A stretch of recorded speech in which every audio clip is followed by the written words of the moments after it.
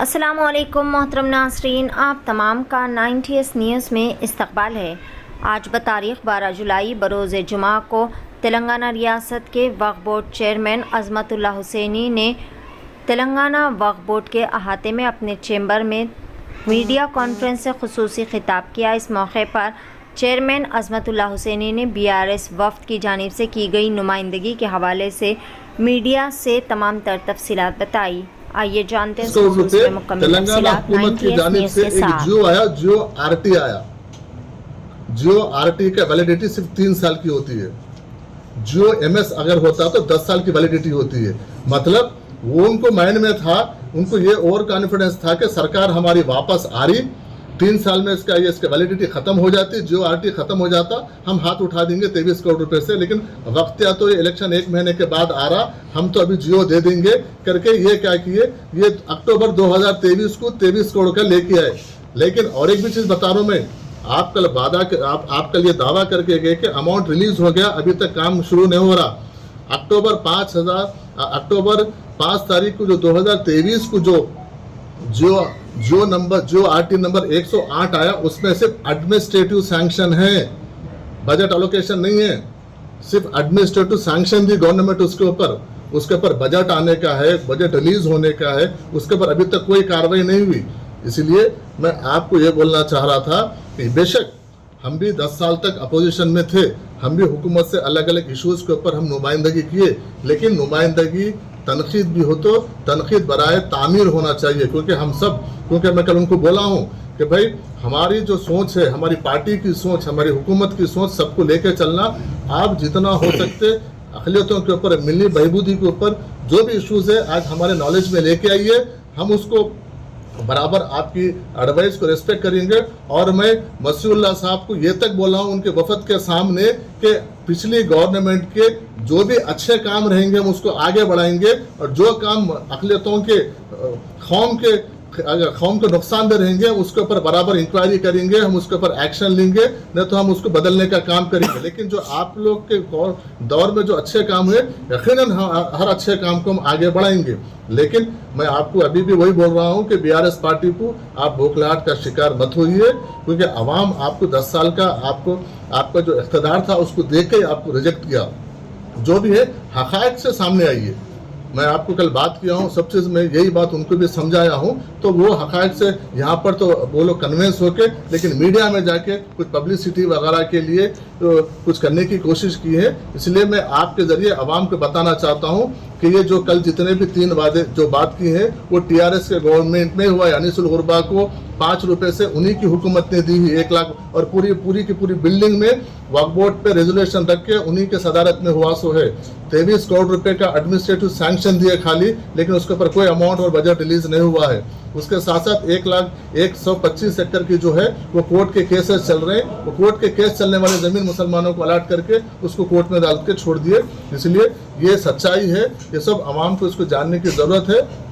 और मैं कल उनके वफद को यह भी बोला हूं कि वक्फ बोर्ड आने वाले दिनों में तेलंगाना हुकूमत और वक्फ बोर्ड किराएदारों को ले लेके और खाबजीन को ले लेके एक मुहिम शुरू कर रहा है। इसमें आप लोग हमारा ताउन कीजिए, हमारा साथ दीजिए, ताकि आपके 10 साल में जो अब लूटम लाटी हुई कम से कम उसका तो कफारा अदा होगा। इसलिए मैं उनको बोला हूं, और वो लोग भी इस ताल्लुक से वो भी इत्तफाक किए कि हम भी बराबर इसका हम इसमें हमसे जो भी हो सकता है हम इसमें ताउन करेंगे। बस यही आप लोग के जरिए मैं आवाम को, कौम को, क्योंकि ये एक वाहिद हुकूमत में एक वाहिद इदारा ऐसा है जो जिस नीयत से हम काम कर रहे हैं, एक वाहिद इदारा वही नीयत से, वही इखलास से हम यहाँ पर काम कर रहे हैं। इंशाल्लाह आप आवाम हमारी ताकत है। आप इस वक्फ बोर्ड को बचाने में, वक्फ बोर्ड की जायदादों को बचाने में, वक्फ बोर्ड को कोई भी चीज़ करने में आपका ताउन हमारे लिए ज़रूरी है। हम कोई भी हमसे फलाह बहबूदी के काम होते हैं, वक्फ बोर्ड पे कोई भी मसाइल होते हैं, हम आवाम के साथ रुजू होंगे, आवाम के डोमेन में, आवाम की कोर्ट में लेके जाएंगे। आवाम का जो फैसला रहेगा उसके हिसाब से हम वक्फ बोर्ड में आगे काम करेंगे। बहुत बहुत शुक्रिया। कोई अनीसुल गुरबा में देने में कोई मौजूदा हुकूमत का कोई रोल नहीं है।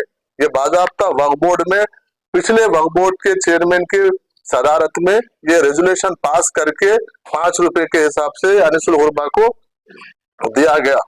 जहां तक क्योंकि मैं अनिसुल हुरबा का कल वो आए थे मीडिया में बात किए थे, उसके ऊपर मैं आपको अनिसुल हुरबा का एक छोटा सा बोल रहा हूँ। लेकिन अनिसुल हुरबा की मौजूदा मौक़िफ़ और आगे हमारा जो प्लान है, इंशाल्लाह हम अगले हफ्ते हम आपके साथ तमाम में मीडिया के जरिए मैं आवाम तक इस बात को पहुंचाऊंगा कि अनिसुल हुरबा की को कैसा हम कायम रख रहे हैं और कुछ और क्या बेहतर हम उसमें कर रहे हैं, उसके ऊपर हम तफसीली अगले हफ्ते हम आपको बात करेंगे।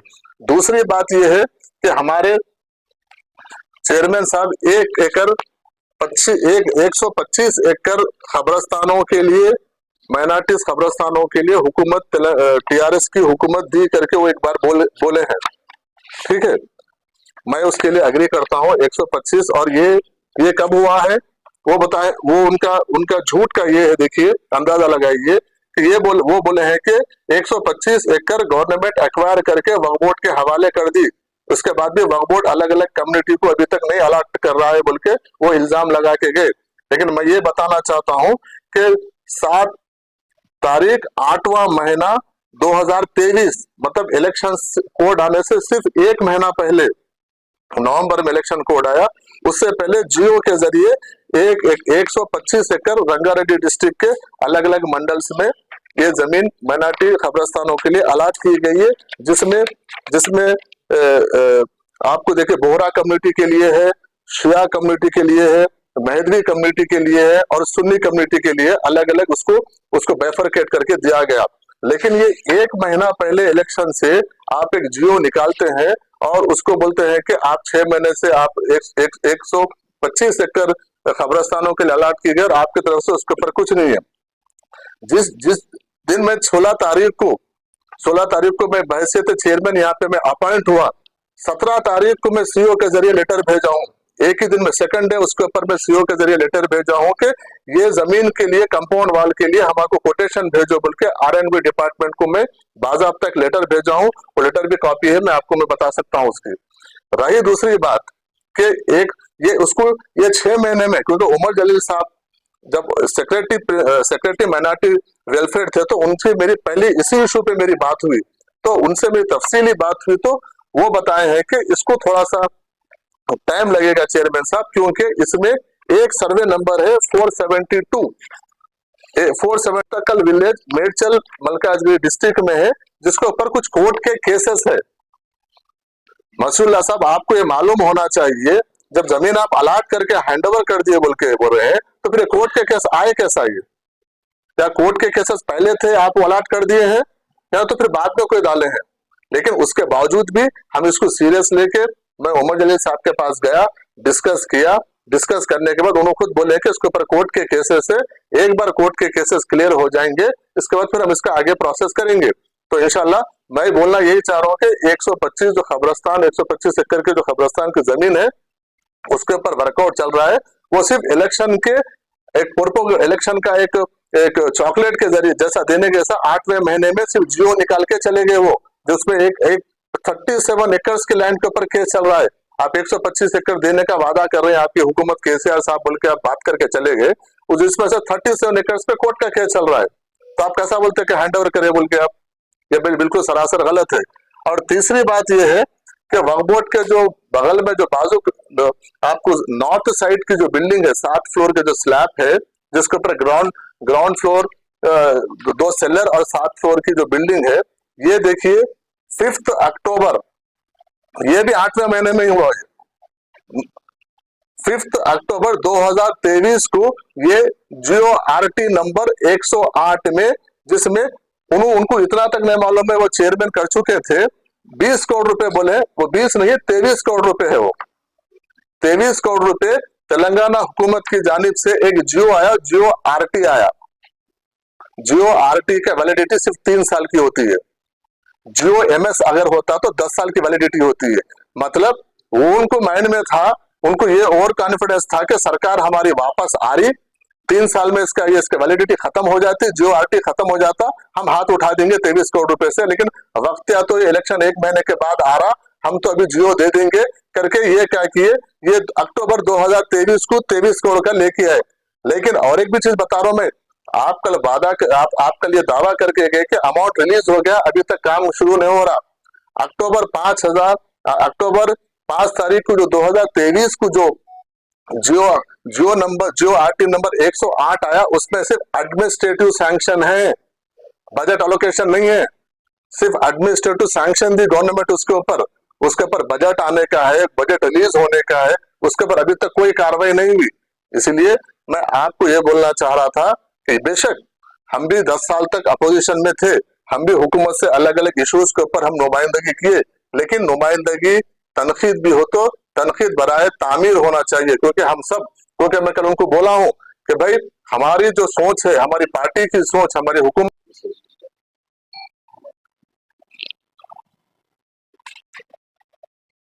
आज के इस प्रेस कॉन्फ्रेंस का जो उन्वान है,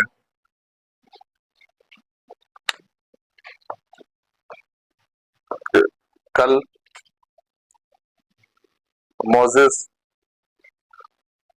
वक्फ बोर्ड के साबिका चेयरमैन जनाब मसीउल्लाह साहब की क़यादत में बीआरएस माइनॉरिटी का एक डेलीगेशन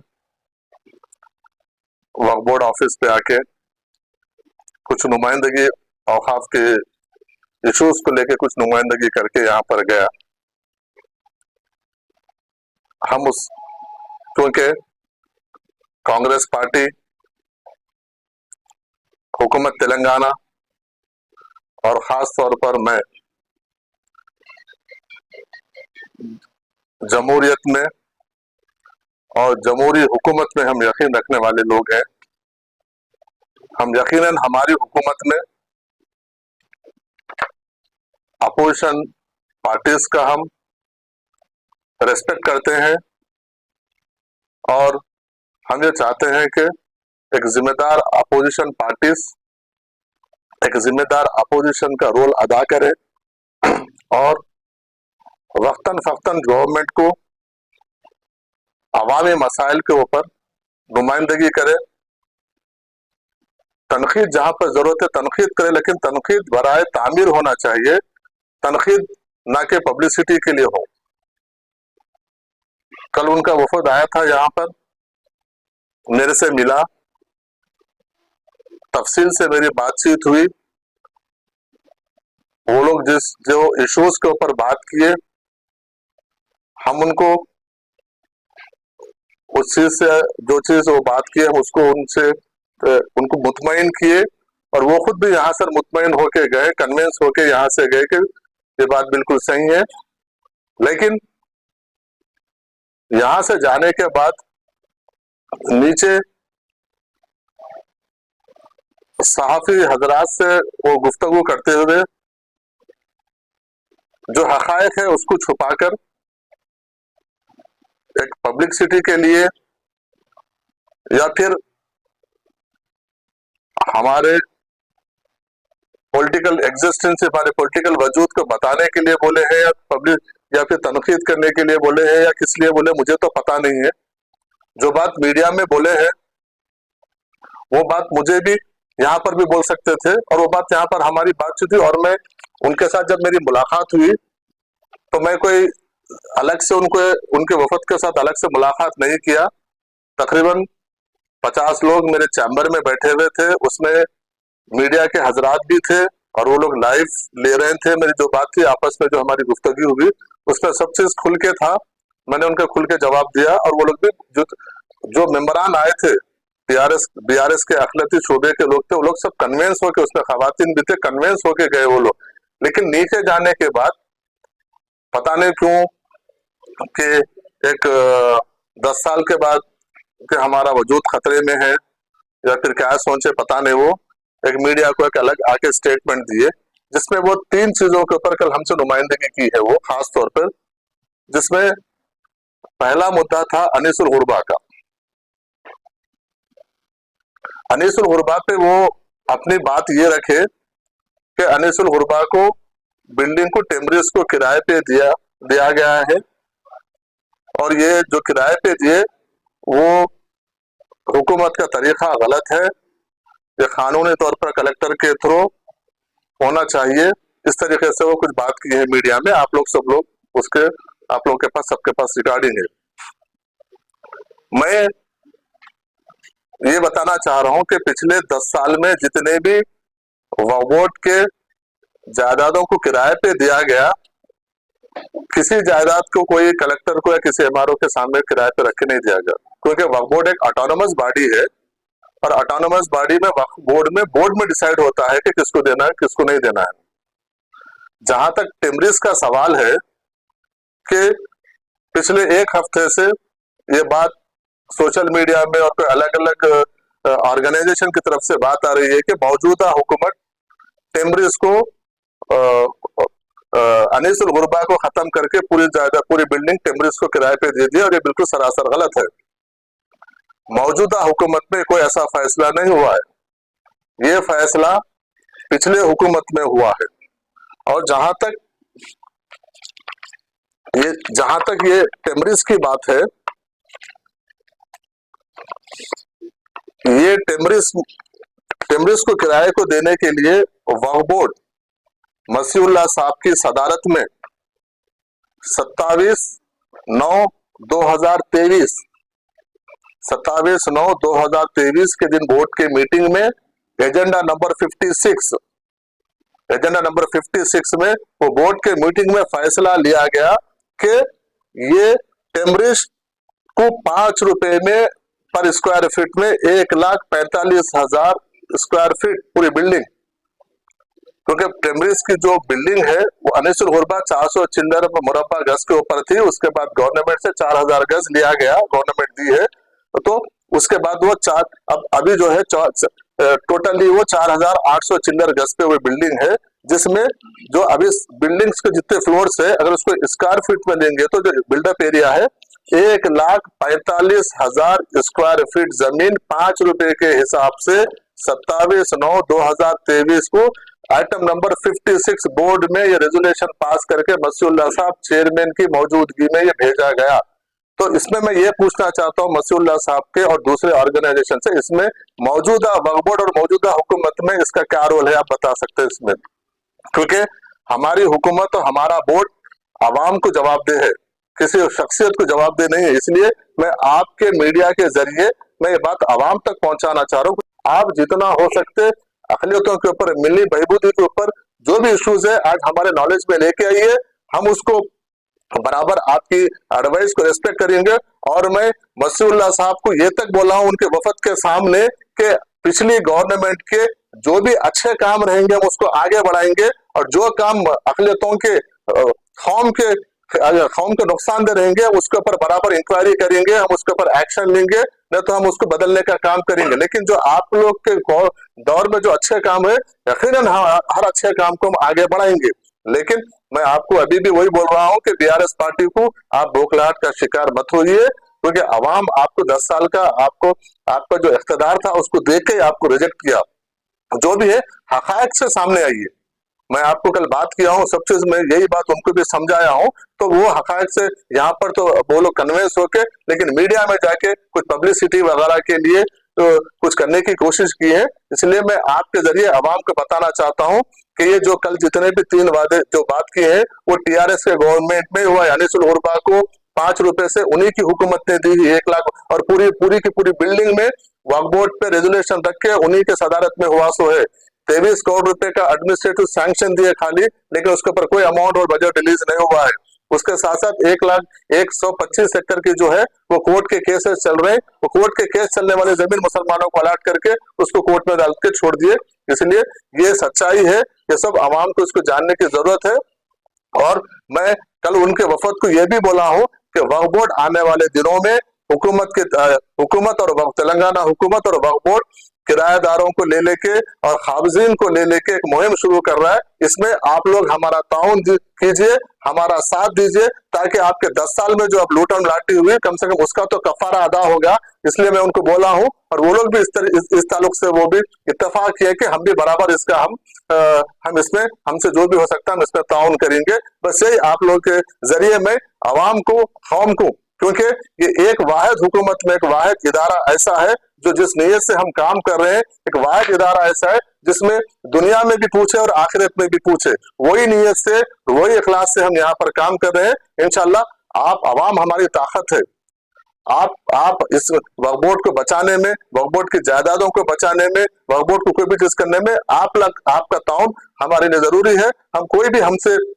फलाह बहबूदी के काम होते हैं, वक्फ बोर्ड में कोई भी मसाइल होते हैं, हम आवाम के साथ रुजू होंगे, आवाम के डोमेन में, आवाम के कोर्ट में लेके जाएंगे, आवाम का जो फैसला रहेगा उसके हिसाब से हम वक्फ बोर्ड में आगे काम करेंगे। बहुत बहुत शुक्रिया।